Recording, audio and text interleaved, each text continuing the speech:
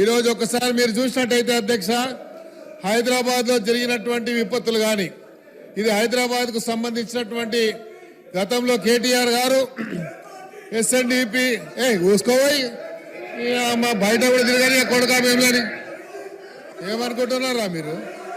ఈ అమ్మ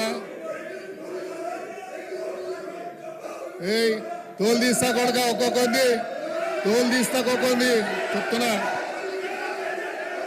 తోలు తీస్తా ఏమరే బయట కూడా తిరగని అని చెప్తున్నా నేను. ఎస్ఎన్డిపి ఊసుకోపోయి మా బయట కూడా తిరగని కొడుకా మేమని ఏమనుకుంటున్నారా మీరు? ఈ అమ్మ